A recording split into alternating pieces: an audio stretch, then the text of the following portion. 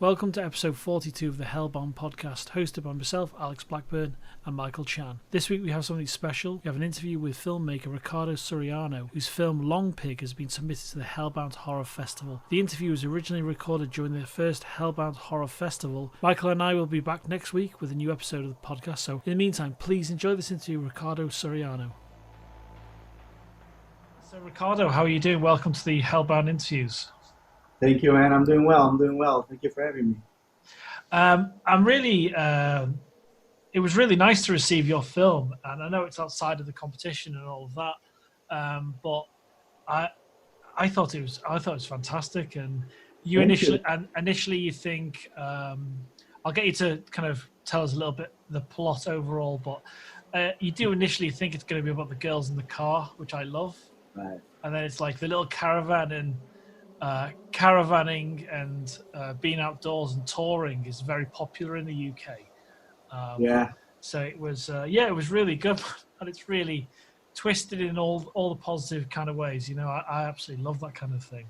So if you could tell me just a little bit about the plot and a little bit about yourself and how it all started. Yeah. Where do you want me to start? By myself? Anyway, yeah. If you do want to tell us about yourself and how you got into filmmaking, and then we'll talk about before that as well. Yeah, I mean, I was born in Rome, where I am right now. So basically, I lived my life between Italy and the US. I was born in Rome, so I lived all my youth here. And then I moved to the United States, and I never came back. After, I stayed for 15 years over there. I became an American citizen, and I always wanted to work in film. I mean, I was born in next door to a neighborhood here in Rome with Cinecittà, where Fellini and Spaghetti Western and everything just happened when I was born. And so I kind of I really wanted to get inside those walls and work with these people. But obviously I was a kid. It's pure inspiration, isn't it? Absolutely. Because Italian filmmakers, obviously US, but Italian especially, for me, Leone is just an absolute genius. And he's kind of influenced generations of filmmakers, even if they don't realize it. So before you kind of really got into filmmaking, what were your very early, was Fellini an early influence, or was it a family member that introduced you to film? How did it kind of really get started? I remember when my dad came home with the VHS trilogy of Star Wars. Yeah. And that's when it all began. My dad he never worked in the film industry. He was actually a physical therapist. But he got me to watch so many movies. Every night, sit here next to me, let's watch this film. So I got so into film, I mean, just by being next to my dad every night. And then I kind of, obviously you're young, you're 15, 16. I wanted to do anything. I was a musician. I used to play with 5 different bands and travel and all that. And then I became a photographer first. So I got my first camera, and obviously before starting doing video, I'm like, okay, I want to become a photographer. I want to learn what it means to frame, what's photography. So then I moved to the United States and I started working as a photographer. I was a commercial photographer for many years. And then I ran into this person that's kind of like my, my mentor. Your Yoda. Yeah, it's kind of like my Yoda, my mentor. And it turned out he's Italian and he's from this little town where my grandpa was born. So it's super cool, meeting in LA, this guy. That's awesome, Yeah. So he's a documentarist. So I started working with him as an assistant, but start working as a documentarist. So I would learn how to just handle, it's your camera in the middle of the desert, and you gotta bring home the story. You don't have 30 people around you, 50 people holding things for you, and everybody's just ready when you want to. No, I learned that it's your camera, and miles of road that you gotta bring home work, the job. So I'm really thankful to that, because I mean, nothing against people that come out of film school, because I think they're really, really important. But I feel that you need to experience that. You need to experience what is the worst case scenario for you to bring home something where you're alone, you don't have control of lighting, you don't have control over anything. It's just you and your camera. and the person you have to interview, or the animal, or whatever story you have to bring home. So I'm really thankful I got to learn in the hardest condition, in the most difficult condition. So then once I started working more into, I became like a DP, a DOP, and it got easier and easier until then I realized I just want control of everything. I need to be a director. I want to control it. Because yes, photography is my main thing. I love the photography. I mean, I spend more time in the photography than with the actor, which is wrong. But I hate it when you have a vision and then, I don't know. I'm a little bit of a freak in that sense. I need to have control over it. Yeah, well, a lot of it's got to do with you've got to have you're having exacting standards. You've got standards you really want to keep high, and the only way to keep control of that, or to get it to a level where you want it to be consistent, is by being in control of everything. Absolutely, which is bad. I mean, in a way, you need to. I mean, I'm able to work with different directors all the time, no problem. But sometimes I just feel like I want to tell this story. I want to tell it the way I see it. I don't want to just to light it and make it look pretty, for someone else. I don't know. Yeah. And I love dealing with actors. I mean, it's something that I got really into it. And then you find some actors you don't even have to tell them anything. I mean, in this short, going into this long big short that I did, I found these amazing actors. And they did it all. I mean, all I had to do is to tell them the feeling I wanted, how I wanted, when I wanted, and they just did it. It's fantastic. It was fantastic. You know how some films or documentary shows make you hungry when you watch? Like there's a, I can't remember what it's called. There's a fine dining series on Netflix, and it starts in Chef's Table. Chef's Table, yeah, Chef's Table. Yeah. Brilliantly shot. And it makes me really hungry. But when I watched your film, Long Pig, it did the opposite. The opposite. It really did. And if you can, at the very core, if you can do something like that, if you can make people emote, whether it's emotionally or physically or psychologically, you're onto a winner, I think. And that's something, before we kind of hit upon the making of the film, was horror always a passion of yours, or was it something new to you? Huge passion of mine. My main thing would be a horror sci-fi kind of thing. I'm a crazy sci-fi fan. Obviously, when you're talking about budgets, sci-fi has become really expensive, and horrors are the cheapest to shoot. So between the two, I had to I have a lot of stories, obviously, that I wrote. But I had to choose what was the easiest for my budget, and since it was self-funded, in order to then start and progress with something better in the future. But if I would have, it's a challenge. It's a challenge. I mean, to say, okay, I only have this budget. What can I do with this budget? And horror was the easiest thing. I mean, if you think about it, it's not really even horror. I mean, it's just disturbing. Yeah, there's lots you can say about the film, and I see it as a disturbing thing. I mean, it's horror based, obviously, but when people will look at the film, they'll understand also my documentaristic style, because I handled the camera myself, and I wanted to I filmed it all as if it was a documentary. I really wanted all handheld. I wanted to be right in. But it's not just handheld like a Paul Greengrass approach. It's still very aesthetically pleasing, because a lot of handheld can be forced. Have a lot of movement without real purpose or motivation. But I think it worked out really well. And what you did, and I love the minimal setting of the caravan as well on the country. Was it a country road, isn't it? On like so. It's in the outskirts here of Rome. The caravan itself, it's a 3D built caravan, and then the inside is an inside of a camper.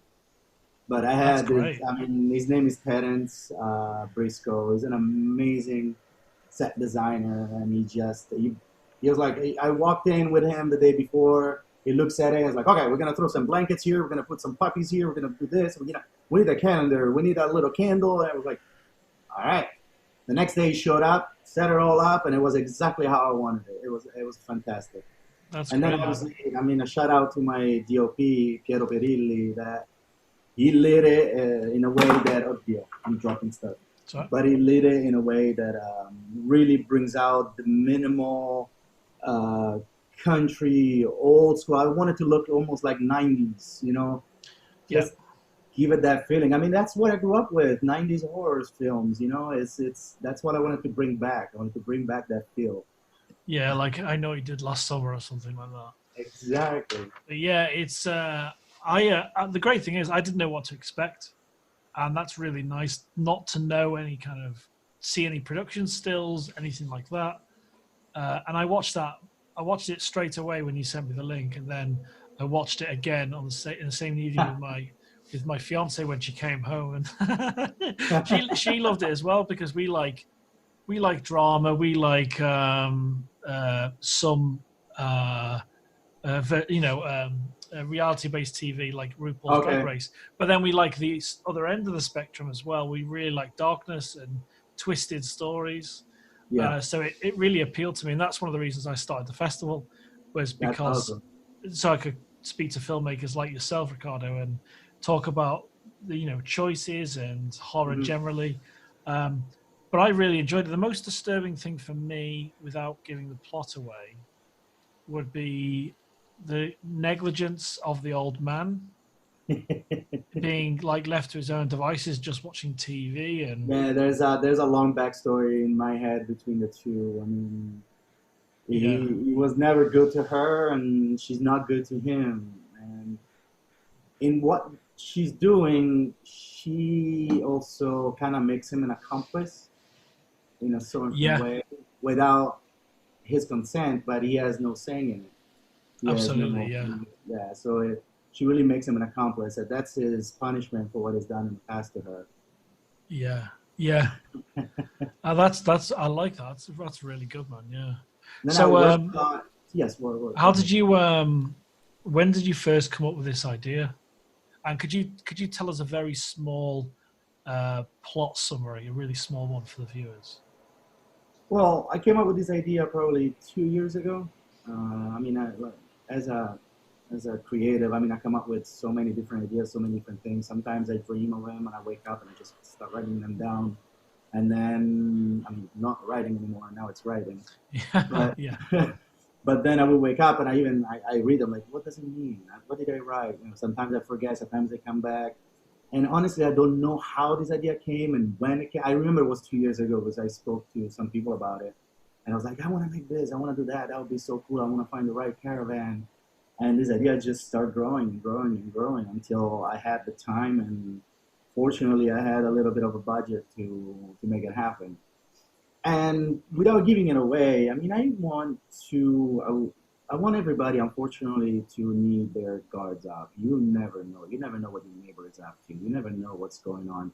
You can pinpoint a random geographical point in the map, and you have a door somehow in front of you. You don't know what's going on behind that door. Absolutely. Always keep your guard up. Never keep your guard down. Yeah, you might be with your friends, your girlfriends in the car having fun. You know what? Keep your guards up, because you might be next. You don't know what's going on. So to me, it's not this film. It's not about them. It's not about that story. But it's just something that was happening in that time and space. I see it like that. I see things happening all the time. And sometimes my stories are not about, I mean, the characters in my stories are not the heroes, are not the villains. They're just people that are doing what they do. And it's almost like I pick up a random spot and I want to see what are they doing right there. You know what? That sounds like the solicitors, the lawyer's excuse for this couple. It's just they do what they're doing. Yeah, they're just doing that, just having some dinner. I mean, in some cases, without giving it away, the TV could be the protagonist telling a story. They're not telling the story. The TV is telling us a story, perhaps. I think that was something in the writing I really loved.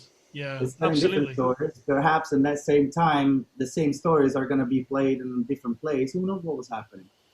Yeah, that's what I loved about the way you went about your storytelling, the way you're telling the narrative. It was a really good device. I really, really enjoyed that, and more power to you for that. It's an important moment where I've had people telling me there's a scene where it's way too long.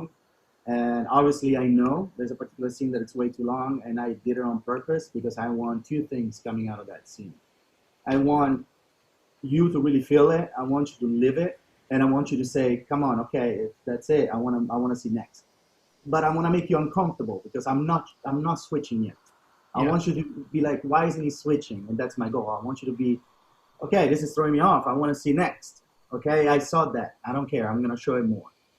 And then there's a contrast there with what was going on TV. I mean, it's an Italian movie. That the one on TV showing, I didn't want to subtitle the whole movie. I don't think you needed to, no. It's a movie in the 40s that won an Oscar. But the main thing is what was happening, the sounds that were coming out of the TV, they were kind of like going the opposite way with what we're seeing. We're seeing somebody that has, let's say, no regrets, and then we're hearing regrets. So kind of like the sound and the images are going to go against each other. Yeah. So I wanted to push that to the limit. I wanted to keep showing you that because I want you to feel that. I want you to feel that difference between regrets and no regrets. Absolutely. I don't want to give it away, but yeah. When did you, exactly, because it's really difficult to talk about without giving it away. And I think the setup, which I kind of mentioned earlier with the girls in the car, I think that was a really nice, that was a very, and now you talking about 90s, it's very 90s scene. And I love that. I really appreciate that. Yeah, I feel like it's storytelling. I mean, a lot of people, what I don't like is I see a lot of, I don't know, Netflix films or things where, yes, the beautiful picture, they're great acting or whatever, but I feel like it's lacking storytelling. We're so worried about making something look good that we're not worrying so much about how we're telling that story. There's a lot of content. Like it's very one note, isn't it? A lot of those TV movies, I'd call them. Because when you watch a TV movie from the 90s or 2000s, it's very one note. But this looks like an expensive one note. And you get the odd film like I can't remember, Extraction. I think it was Extraction. Yeah, with exactly. You really, Chris Hemsworth. You get really nice. I think it was really brilliantly crafted, and it felt like more of a movie. But a lot of them, it's really kind of just rubbish, They need to hurry, so they need to hurry. They need to find their way to make it quick, so they don't. I remember when it used to take 5-6 years to put down the final draft of a film. Now, in 2 weeks, 3 weeks, you can put it down and film it within 2 months. Exactly. That's the problem. So it's kind of killing the storytelling. It's kind of killing that part. I could have just started, everybody would have started my film inside the caravan. Or, you're already inside. Or maybe just the outside. Why would you add another? It's part of the storytelling. There is other things that allow the storytelling to be told. And you appreciated that beginning scene. So there you go. I mean, there are little details that they really, really just emphasize the story in a manner that you would miss if you would have done it differently. Exactly, yeah. And it's something you enjoyed making. I can absolutely tell. It's you've got to enjoy the process. I think as long as you know what your end goal is going to be and you can achieve that, and you've got like-minded people around you to help you kind of find that vision, then you can enjoy it along the way. How long did it take to put Long Pig together? How long was the process from day one, kind of the original idea, to the kind of final cut? Well, I think the most important part and the one that takes the longest will be the pre-production. I think pre-production should be 80% of the work because the way I explain it is, if you're into production or let's say you're in the post-production process, so you don't have a pre-production done right, it's kind of like putting together a puzzle without having the picture in front of you. Yeah. So the picture in front of you, it's going to be your pre-production. It's going to tell you where that color is going to go, what that little shape is going to look like, where it goes. Okay? Absolutely. If you don't have that pre-production, you might be able to end up putting together the horse or whatever it is, but it's going to take you a lot longer than would have, if you had the pre-production done. So I think what took the most was the pre-production, obviously casting, funding, finding the right location, understanding budgeting, shot list, crew, that probably took 3 months, something like that. Yeah. That probably took 3 months to just do an 8-minute video. But the shooting was really quick, 2 days. One night we did everything with the two actors, and one day I did the camera cars with for the beginning scene. Mm-hmm. But that was super quick because we had the pre-production done right. Exactly. I mean, if you plan it out, you can almost do anything. Like the freelance job I did on Sunday morning. It's for a local business, and it was this whole. It's for a gym it's getting more and more popular, and they wanted a story to, and I said, okay, I got this, and then I storyboarded it, and it was all about this guy getting up early in the morning, showing real dedication, going for a run. There's a castle not too far away, so we shot some sunrise there, and I storyboarded everything. I planned everything out, and then it was just so efficient. And obviously, because you and I have been doing this kind of thing for a while, right. When you have that planned and you nail that, it's great.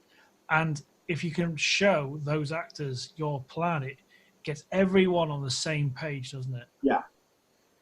It's so important. And it's the most important part. I mean, the production itself, once everybody knows where they need to be and at what time and what they're building for the next scene and whatever they're setting up, you know that your camera department knows to switch the lens after that particular shot. I mean, you don't have to waste time and go like, hey, let's put a 35. Hey, can you get the actor ready? Hey, can you move the lighting? No, everybody knows exactly. So you're gonna spend time onto the whole preparation, where the days before you're having meetings after meetings. That your AD, your first AD, is the most important person on the set that day. Not the director, but the first AD. And absolutely. Miranda Angeli was my first AD, also my producer. She helped me produce the whole thing, and she was fantastic because she knew where everybody needed to be at what time and doing what. So she would, organize the whole thing. And so we shot, seriously, it was 8 p.m. to 5 a.m. and we're done. That's great. And, I mean, I even had an 83-year-old man. I felt bad. It was cold. Like, we need to go home. We need to send him home. So we did some things with him real quick so he could leave. Right. That's amazing. And then the post-production took 3 weeks, working constantly all day, every day.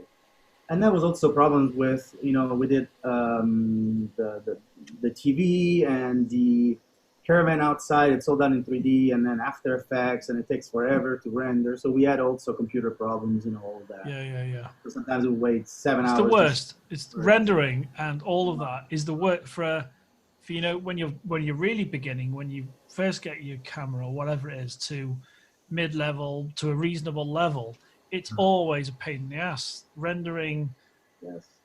The possibility of failure, drop frame. It used to be drop frames with Final Cut Pro 6 back in the day in 2005 and 6. There's just a nightmare of things. And there were certain modes, as I remember in Final Cut, I don't use Final Cut anymore, but where you had to change one of the settings in Final Cut to export it out because it was expecting a higher end video. And that's why there were drop frames. It was just a ridiculous process. What you can do is, I mean, usually with Final Cut, I used to do the proxies. So exactly, And then send it and switch it to send it on to high. Yeah, it was annoying. Exactly, yeah. I mean, now we're with the title and the what's it called, the caravan. I mean, seriously, it would take 10 hours just to see, because it's on After Effects, which is so slow. And it would take 10 hours to see if it worked. And you're like, no, we need to do this. So it took 3 weeks every day, 24 hours. Because another important thing is to set yourself that day is the deadline.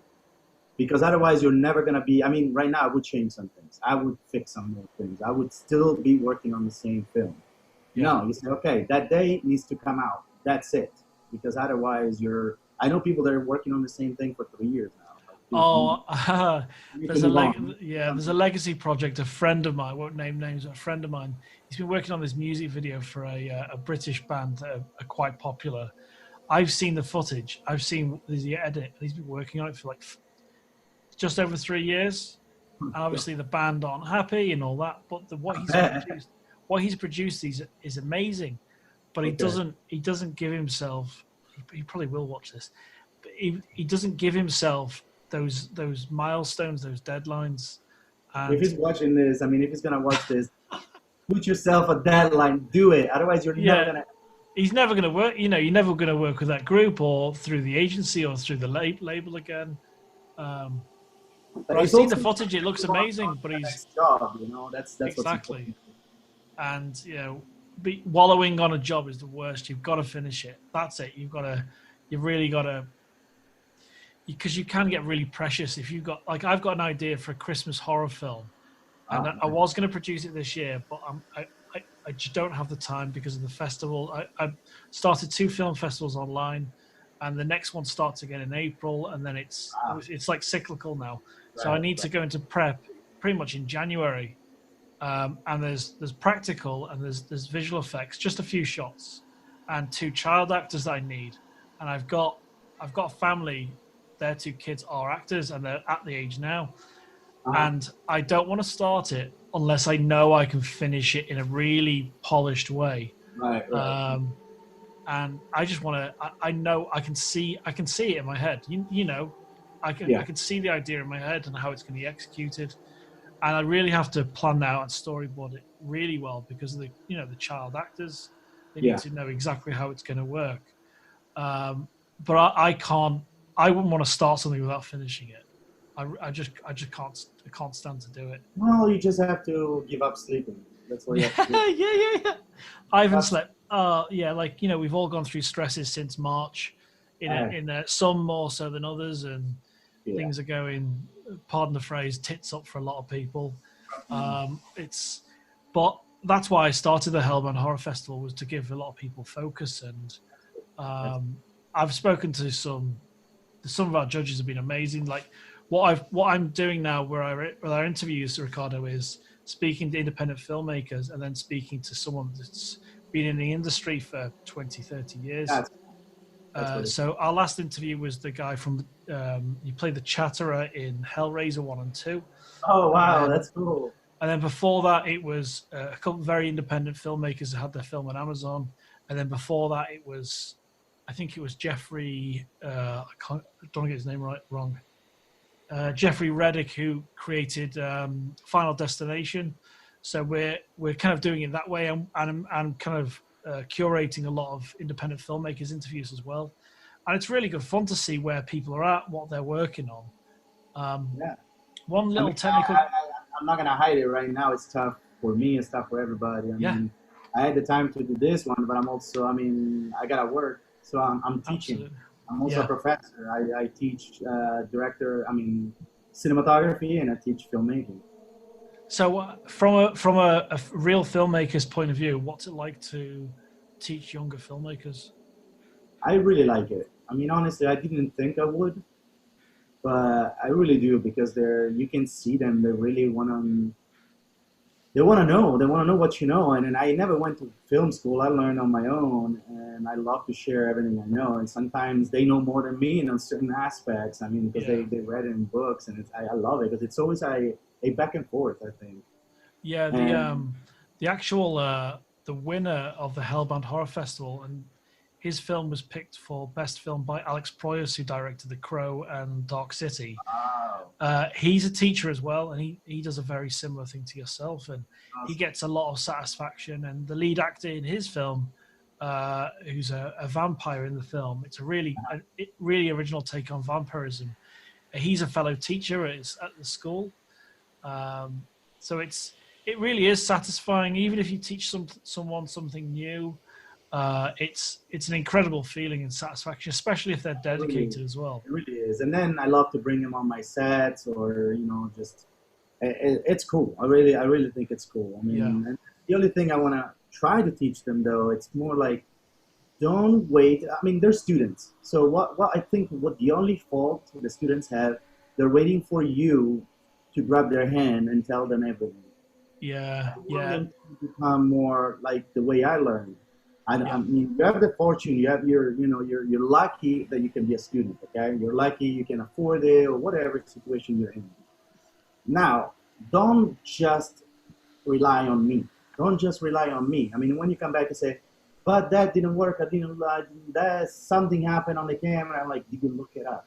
Did you ask people?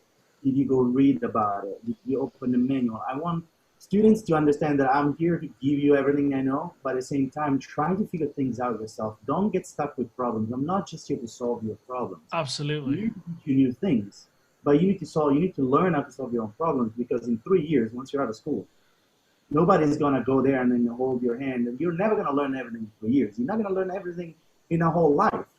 So you always have a problem. If you rely so much into from your professors or anybody else to tell you how to solve your problems, once you're alone, what are you going to do? So you're going to learn how to handle things, how to go and get it. And then you also have people around you who can help you out. But that was my main thing I tried to teach them. Like, absolutely, I totally agree with that. Yeah, and that's how I learned. And I always at university, I always wanted to figure things out on my own anyway. And you could see other people that were, I wouldn't say it's a generational thing, but you see a lot of people that expect things straight away, and the lack of patience is a big thing now.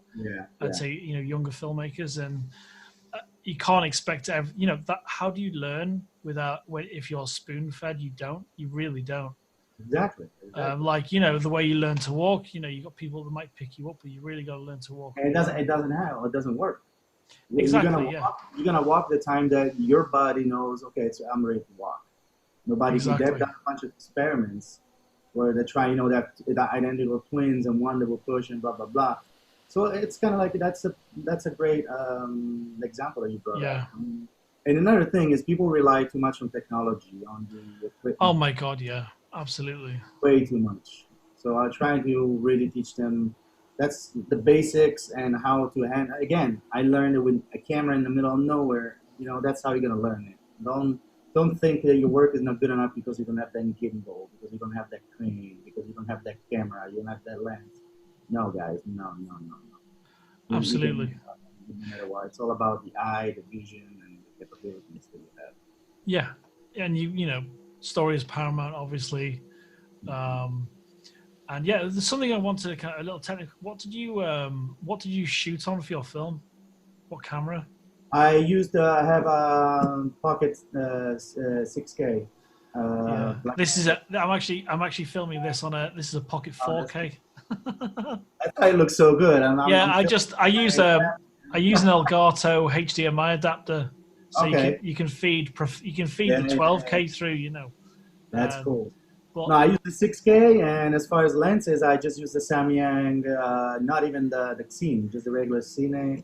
They're about not the VDS, they're not the cinema ones. They're still Cine, just not the Xene. Not the big ones. Yeah. Right. I mean, honestly, I actually tried Xene, and these ones look better.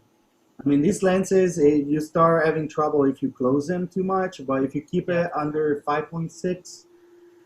As you can see, I mean, they're great. Yeah, I think what you got out of the camera is great, and it is I wouldn't ever go back from a Blackmagic camera now. I always had Sonys. I had a Canon XL1S, that kind of thing. I had much earlier tape-based cameras, and as soon as I saw it's called we call it the pasta, the feeling of it. Yeah, a friend and I equated to like a thickness of the image. There's a real thickness to it. It's right. And I can't believe, I think it's the Pocket 4K and the 6K that Netflix don't have on their approved camera list. Right. Even though there's, the Breaking Bad movie El Camino. Yes, they used them on that. Yeah. So what it is, I was looking into this Netflix thing.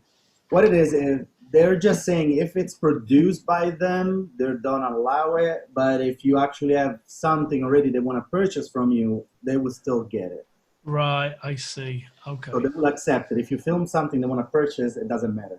But if they say we produce the film, we won't be able to use this. That's how basically what. That's really interesting. But again, I also use a Sony mirrorless. I love the little mirrorless. I mean, especially for low light. Yeah. When I do a lot of work that it's something quick, I don't need to really have a whole set and crew when it's just me sometimes. Because, my Blackmagic, it's all rigged. So it becomes... Oh, yeah. So I use here it is. Hold on. Yeah, great. I use this little guy over here, and Oh, now it's disappearing. Is that a small rig? Or is that 8 Sin Cage? Yeah, this is A7. Oh yeah. Whatever. Oh look, yeah.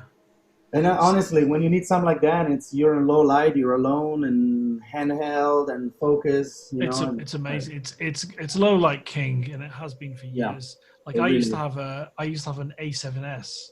Yeah. And the A7S II, a friend of mine bought one, and his battery would overheat quite a lot. But my A7S, I'll even like 20,000 ISO. It's just I mean, insane, I've done so much work sometimes at 10,000, and it just it's clean. It's good grain. It's good. It's actually good. It's almost like film grain. It's usable. It's usable. Yeah. Yeah. So I honestly, Sony's and for low light, and then Blackmagic for anything that you have control of lighting. Absolutely, I totally agree. What are you kind of watching at the moment? Is there anything you're into, shows or horror or movies generally? I just finished to watch oh my god, Lovecraft Country. Oh yeah. I've not seen it, but I've heard a lot of good things about it. I loved it. I just finished that one, and I just finished also The Outsider. HBO show. The Outsider is Nicole Kidman. No. Which one's it's a show with it's a Stephen King story. It's not Jeffrey Wright, is it? Is it in a small town or something? It's about people that I mean, I don't want to spoil it. Okay, I'll check that. I'll check that out. It's actually really cool. It's a really cool story. Yeah. And what am I watching now? I don't even remember right now. Here's a question for you coming up to Christmas. Have you got any Christmas horror recommendations, things you like? I mean, Black Christmas was one of my favorites when it came out. Christmas horror, that's something I never really. I checked out Krampus, and I was kind of disappointed with it, just a little bit, They told me not to watch it. Yeah, it's a little bit of a miss for me. If you just bear with me one moment, I've just got to check something. Yeah. Okay. So right now, there's the one with the Fat Man. I need to watch Fat Man. Yes. Have you heard of it? It's not horror, but it's called Fat Man. Mel Gibson. Mel Gibson. I gotta watch that. Oh my god, that looks Walton Goggins, amazing. Walter Goggins is one of my all-time favorites. Yeah, he's got such a good face. Yes, and his boys. I mean, this is if you know his character from Sons of Anarchy. Oh yeah. It's one of the greatest bodysuit transformations of any individual I've ever seen. And obviously the Shield. He's an absolute genius in that. He was great in Django as well. Oh my god, yeah. Oh, it's so dark. The guy they would say the Django, without the sound. Yeah. And you could see, what's really clever about this. I want to be really clear. I don't get this wrong. His performance in that, he's so racist as a character in terms of the way he projects himself across as a racist. He's believable. He's truly believable doing that, and it's super sinister, and it's such a fantastic film. And I was honest. I'll be completely honest. I was a little bit disappointed with Hateful Eight, even though it looks beautiful. Yeah. And the score is Ennio's a genius, and sadly, we lost him this year. But the same thing with, apart from the final few scenes in Once Upon a Time in Hollywood, I was a little bit like, what's going to happen here? I was switching off a little bit, but those last scenes, have you seen it? Yeah, of course. It's just it's such a twist. I didn't expect it. Yeah, Hateful Eight. I don't know. I mean, I get what he wanted to do.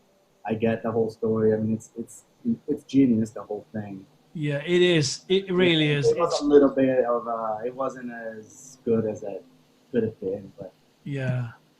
Well, his next film's supposed to be his last, which is insane. I still don't believe it. I don't believe. I really don't believe it. I can't believe it. I want him to, it's going to be some giant movie, obviously, or whatever it's going to be. He's going to come out and say, Did you really believe that? I mean, it could be a good marketing strategy just to get. Oh yeah, it's a really long plan. Yeah, it's really great for that. Yeah. I don't know, but I think he's gonna just come out again and be like, "Hey, I'm here and I'm with Michael Jackson." And, you know, yeah. Something crazy like that. Yeah. Have you got a trailer for Long Pig? Yeah, there's a little bit of a teaser, but being just so short, I mean, it's 4 images just put together. Because I wanted to see if you're interested. We want to put maybe a couple of shots or something at the beginning of this interview. Yeah, I'll send it to you. Or that'd be amazing, because I don't want to kind of just wedge something in or some pictures or something. I just think it'd give people a nice flavor. Yeah. Absolutely. Is that publicly viewable now, or is that later in the year? Right now it is. I mean, right now I put it all publicly because I needed to. I mean, in the end, I was showing it to so many people that I'm like, at this point, I'll just make it public. Yeah, we're happy to make that part of because we're going to embed a lot of the filmmakers' films, and we'll guide everyone to your social media and that as well. That's awesome. So Riccardo, thank you so much, my friend. No, thank you. Please keep in touch. This has been really good fun. All right.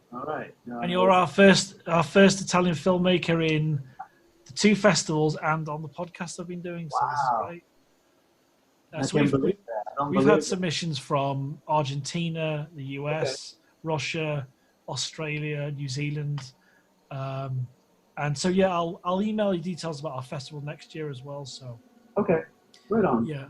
Thank you very much for Long Pig. Right. It was great. It was great fun to see it. So like, oh yeah, I've got a link for you. Okay, I'll stick it on the OLED TV. This looks fantastic, and it looks beautiful on a really good screen as well. That's good. That's important. Yeah, and it's I love what you did with it. I think it's an excellent film, and I'll be. So this will be released in a few weeks' time. Okay. It's probably going to be early January when it's released, possibly before that. And what we'll do is we'll kind of build up to it with photos. Oh, and if you've got a headshot of yourself or a preferred photo. I'm planning to get new ones for probably in a couple of days. I have a friend. Yeah. Well, if you want to send one of those over, that'll be great. I will. You can DM it, or you can send it to alex@hellboundhorrorfestival.com. Okay, right on. Well, thank you very much, Riccardo. No, thank you. That was seriously a pleasure. And I love the background. Thank you for doing that. It's so sinister. It's like you're sitting in a caravan park full of creepers, exactly. You know. Next time I'll use my black magic. No, this is better. This is honestly better. I love it. I'll see you soon. See you soon, my friend. Ciao. Thank you.